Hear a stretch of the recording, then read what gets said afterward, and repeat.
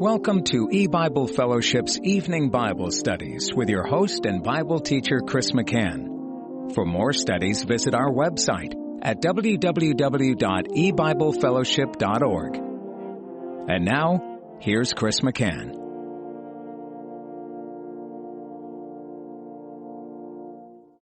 Hello and welcome to E-Bible Fellowship's Bible study in the book of Genesis. Tonight is study number 6 in Genesis chapter 40, and we'll begin reading in verse 2.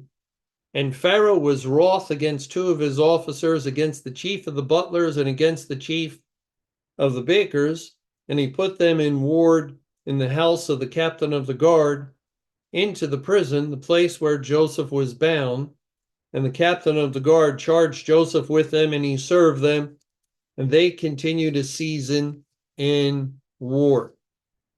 Okay, so last time, to pick it up, we were explaining how it's possible for Joseph, a type of Christ, to have already been in the prison when the butler and the baker are thrown into it by Pharaoh, who was wroth with them because they had offended, they had sinned. And first, I mentioned how prison is a figure of being under the wrath of God, or the condition of hell or the grave. Now, let me give another verse to prove that. In Revelation 20,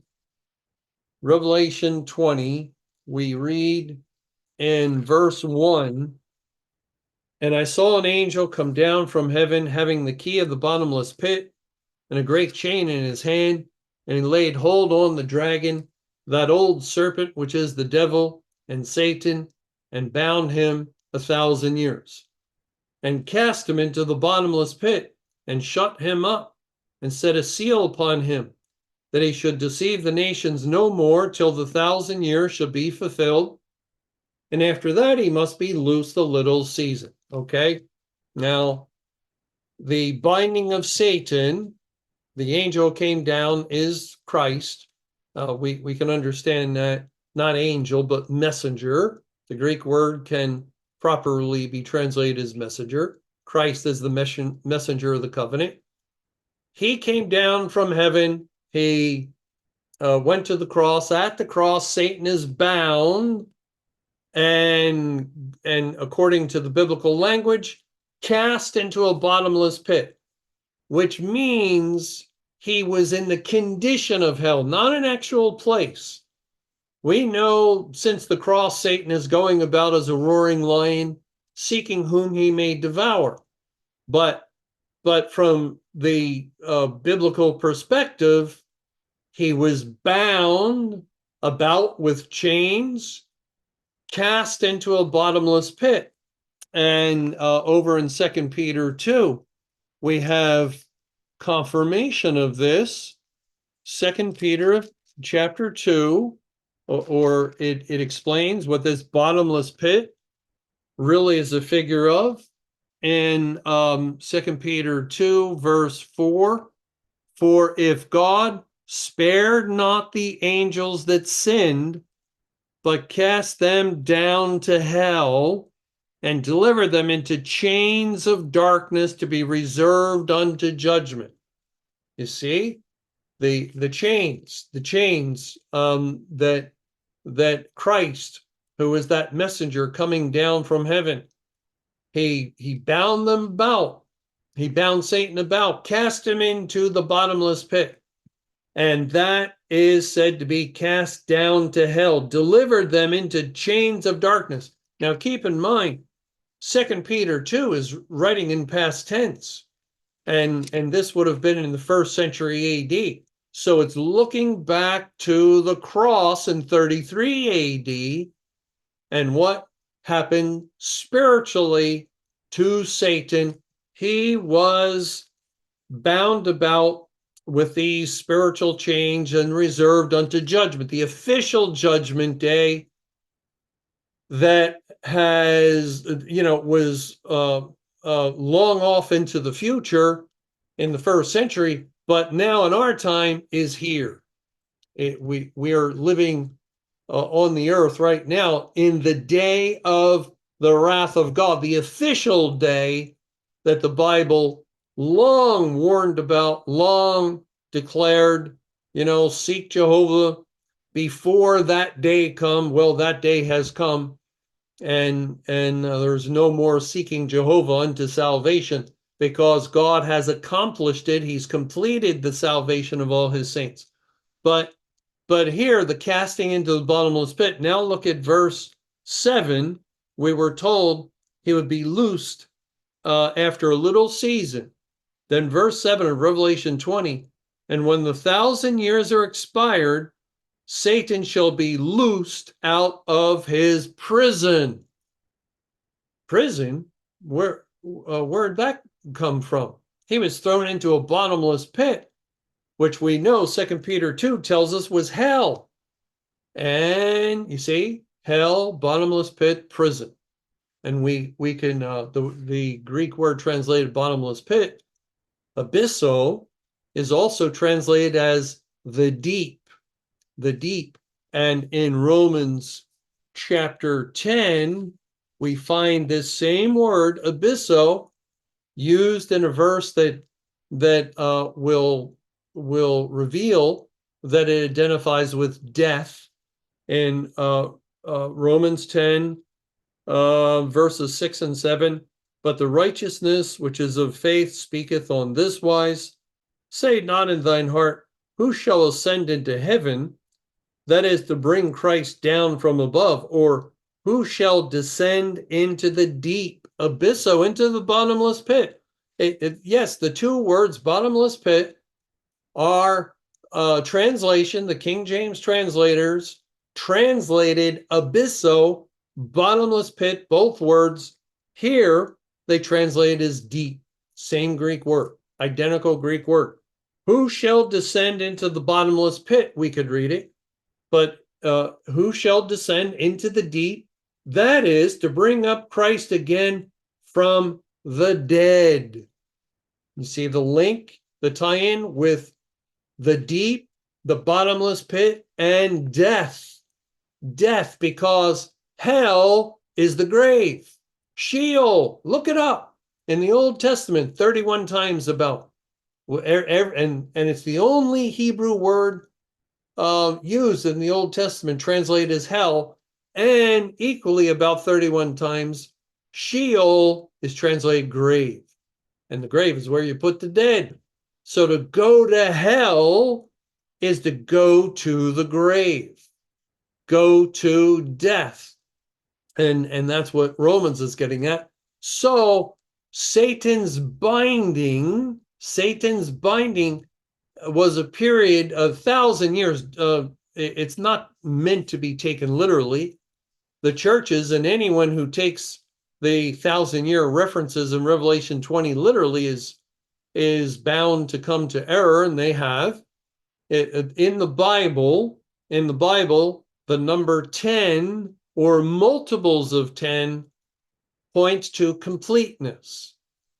10 virgins, 10 coins, 100 sheep, 1,000 hills, 10,000 saints that come with Christ. It maintains the same spiritual meaning regardless of the multiples, if the multiples increase.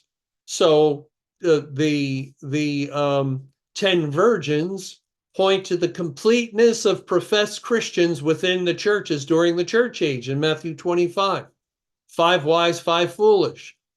And the 1,000 years has to do with the completeness of the period of time in which Satan is bound. It's not meant to be a literal 1,000 years. If it were, he was bound in 33 AD. He would have been loosed in 1033 AD.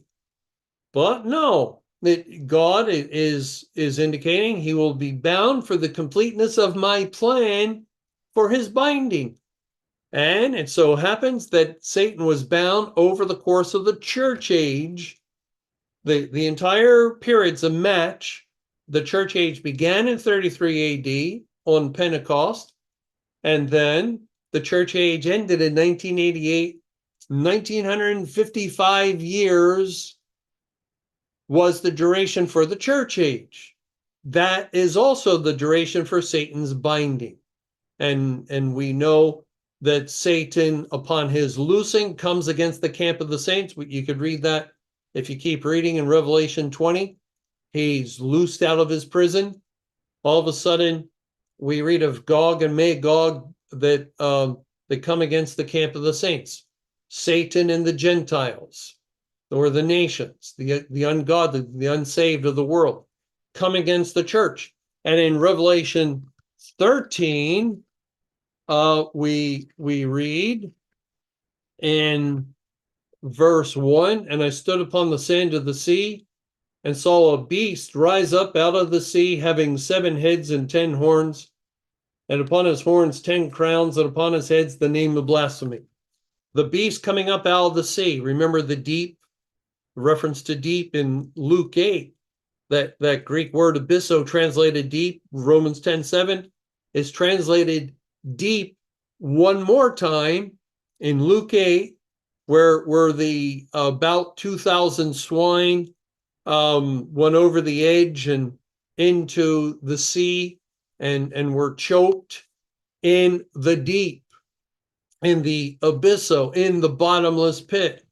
And so a body of water, a lake or sea, in 2 accounts, gospel accounts, the choking of the swine. One place says a sea, the other place says a lake. But in both places, a body of water, depth of water, the deep, and the swine were drowned. So here comes the beast. The beast is another name for Satan. What we read in Revelation 20, he's called the devil, the dragon, the serpent, Satan. God has assigned him many names in the Bible. Another, the beast, is a name particularly ascribed to him at the time of the end. And so the beast comes up out of the sea, comes up out of the deep, out of the bottomless pit. It's the point of his loosing, and we find in Revelation 13, he comes against the saints, or he comes just like in Revelation 20. Here it says in verse 7, and it was given unto him to make war with the saints and to overcome them, and power was given him over all kindreds and tongues and nations. So it is Satan's loosing. Church age is over. Revelation 11, verse 7, and when they shall have finished their testimony, the 2 witnesses, Moses and Elijah, the law and the prophets, the witness of the Bible within the congregations, when they shall have finished their testimony, the beast that ascendeth out of the bottomless pit. So you see, he came up out of the sea. Here, it is the word bottomless pit. He ascended out of the bottomless pit, shall make war against them, and shall overcome them and kill them. The church. Well, back in Revelation 13, when Satan is loosed, when this beast has arisen, it says in verse 3, and I saw one of his heads as it were wounded to death, and his deadly wound was healed, and all the world wondered after the beast. One of his heads. Now, what is that referring to? Well, God identifies the rule of Satan over the world as he assigns or uses a figure of him having various periods of rule, although he has had one continuous rule from the Garden of Eden until his defeat on May 21, 2011. But in Revelation 17, we read in verse 10, and there are 7 kings, 5 are fallen, and 1 is, and the other is not yet come. And when he cometh, he must continue a short space, a little season of great tribulation. We we find the 7 kings are all Satan. They're all Satan. And 5 were fallen up until the time of the cross.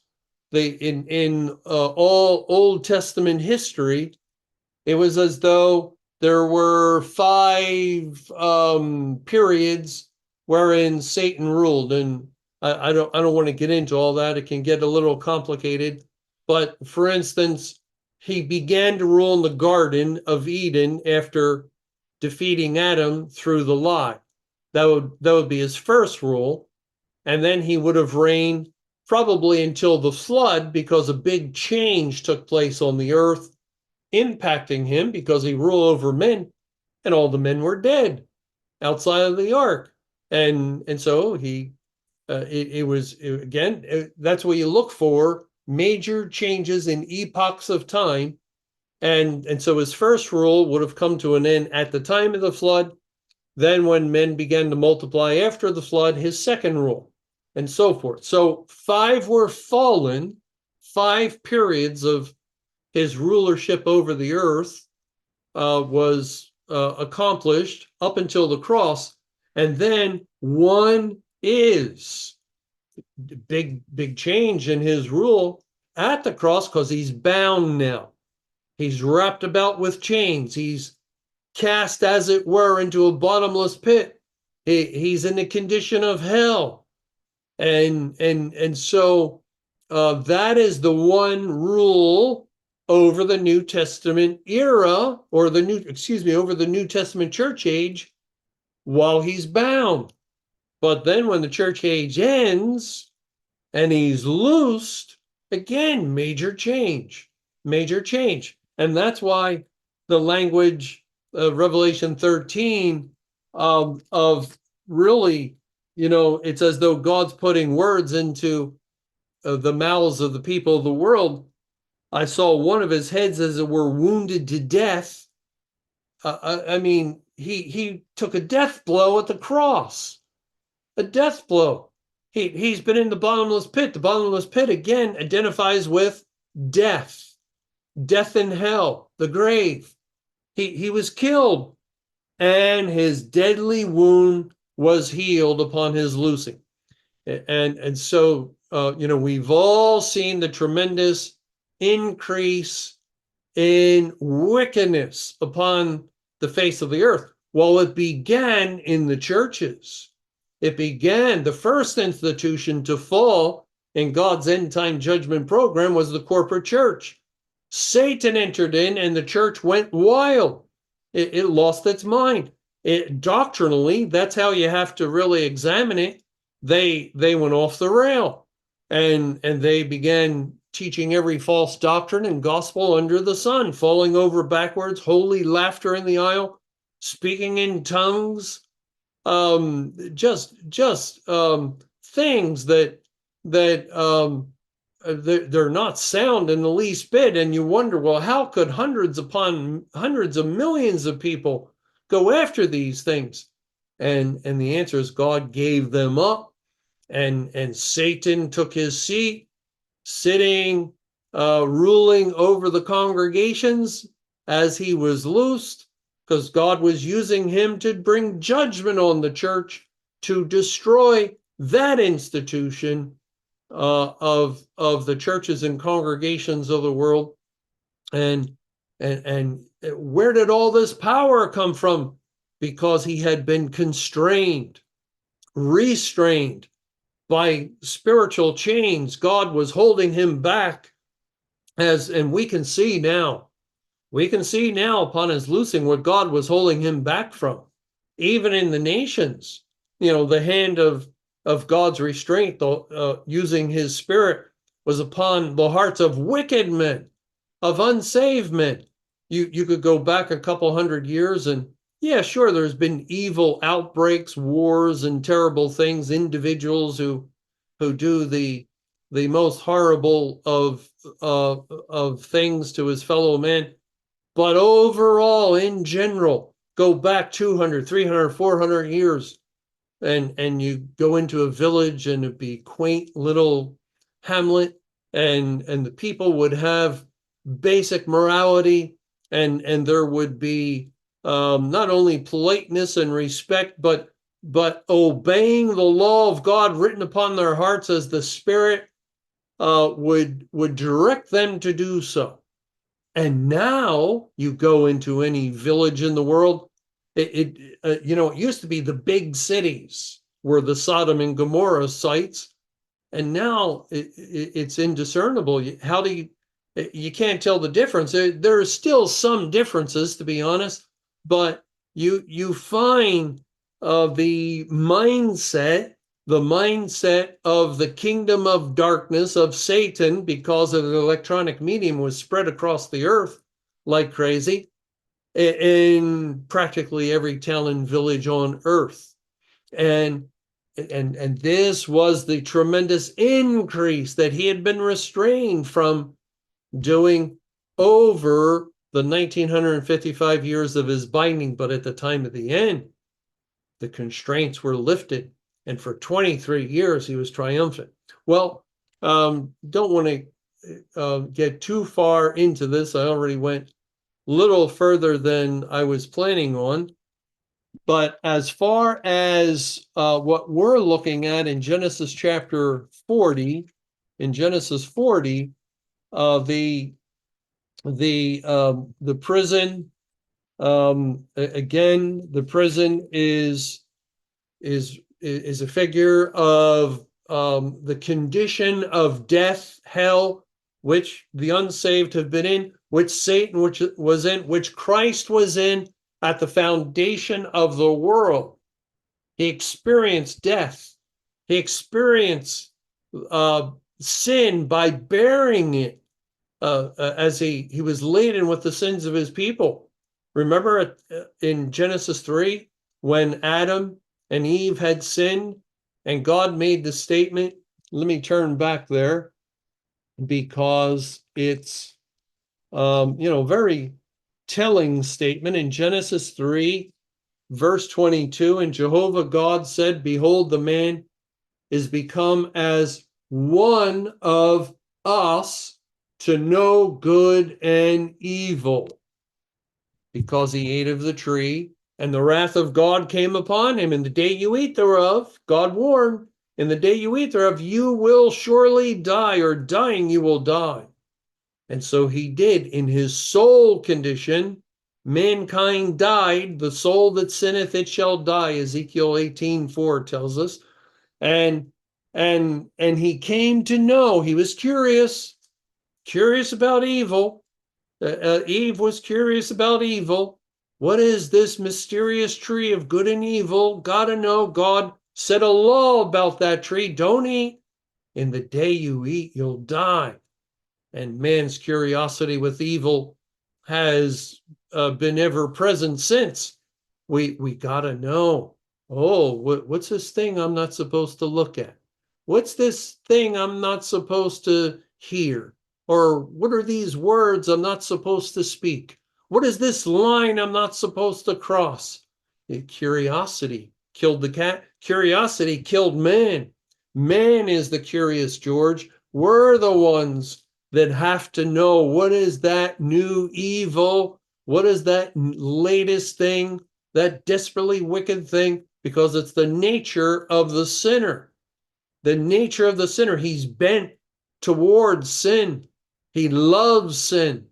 And so what is our entertainment industry, after all, but service to the sinner? You love sin. You want to see sin. You want to hear sin.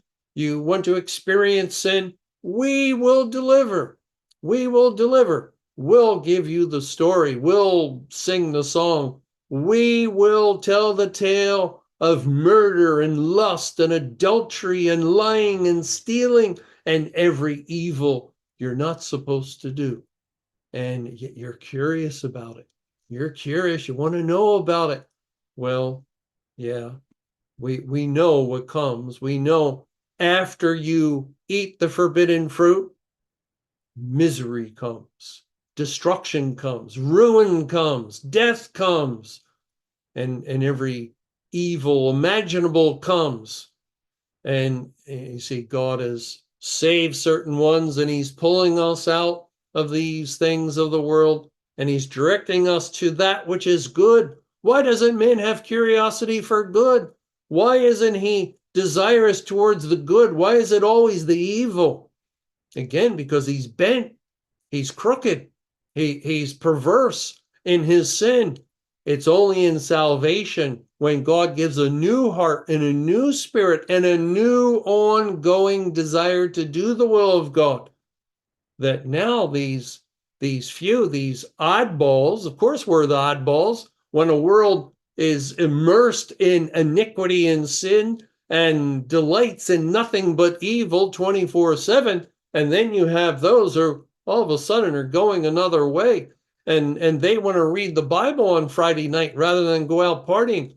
Well, thank God that the Lord has made us oddballs and given us a new desire, a new bent. Or not really, the word bent doesn't apply. He straightened us, actually.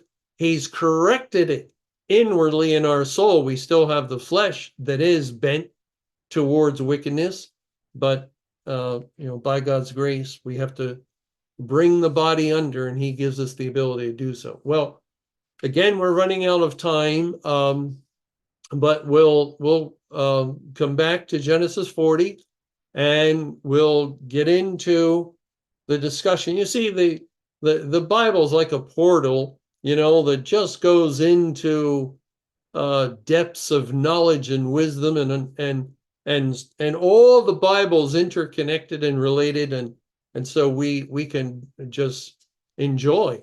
We can enjoy as we go from Genesis 40 to Revelation to Romans to here to there, scripture with scripture, here a little, there a little. That's how the Lord has designed that his people come to truth. Thank you for joining us for E-Bible Fellowship's Evening Bible Studies with your host and Bible teacher, Chris McCann.